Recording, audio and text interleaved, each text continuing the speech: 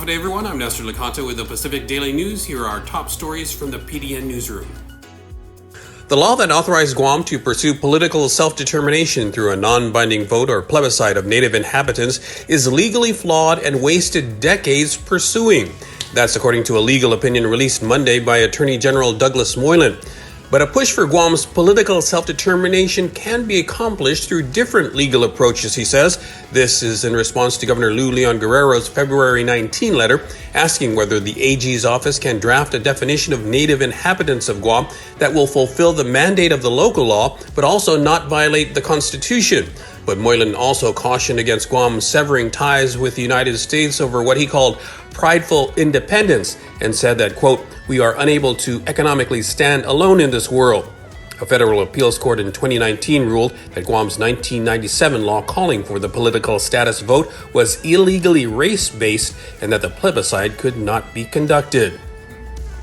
In other news, the University of Guam is seeking a nearly 45% increase in its operational budget appropriation, while some senators at the same Monday budget hearing also teased the possibility of free tuition for the first 2 years for new undergraduate students.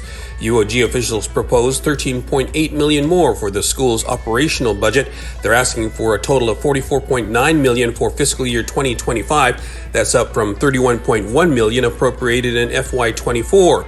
In her testimony before the legislature's Appropriations Committee, UOG President Anita Enriquez said, quote, "Remaining at the level of the previous fiscal year appropriation will cause the university to enter into financial exigency." To save money, UOG officials said they will defer spending in areas such as capital improvements or maintenance. Former Agana Heights resident who started helping in her grandma's kitchen when she was 8 years old is competing to become the next favorite chef in celebrity chef Carla Hall's competition and be able to start a Chamorro food truck in Utah. VICENTA Mendiola was born and raised on Guam. Her passion for cooking has taken her many places, but she never forgets her roots, her inspirations, and her love for Chamorro cuisine. Mendiola is seeking support from Guam and fellow islanders in voting for her on May 20th. The winner will receive a $25,000 grand prize and will be featured on Taste of Home magazine. She said a direct link to vote for her won't be available until May 21 Guam time, but the website is accessible for the public and they can refer back to it once voting opens. Voting ends on May 30th. A government council approved Business and Technology Academy Charter School's petition to become Guam's 6th charter school. BTACS could open its doors as early as next school year. Members of the Guam Academy Charter Schools Council approved BTACS' petition without opposition during this month's council meeting. It's the second new charter school to get its petition approved in less than a year. Mount Carmel School in Hagat got approval to convert to a charter school last September. In other news, a message circulating on social media carries an ominous warning about an organized gang that goes by the name DMB prowling the villages and beach parks, but police didn't issue the warning.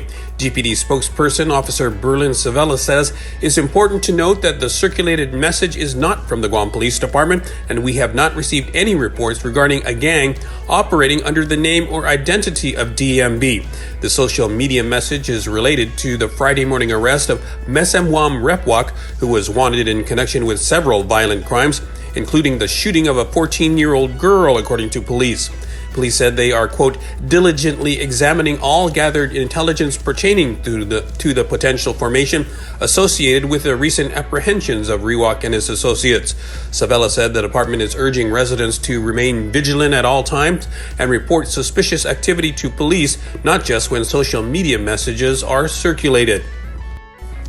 And finally, the Office of the Attorney General is requesting a $5.9 million increase for its fiscal year 2025 operations budget from $18.8 million in the current fiscal year 2024 to $24.7 million next year. OAG General Accounting Supervisor Thomas Paulino explained during a Monday budget hearing that the rise is partly due to the implementation of a new attorney pay plan, retirement increases from 29.43% to 32.35% to fund unfilled vacancies, and the hiring of miscellaneous contractors.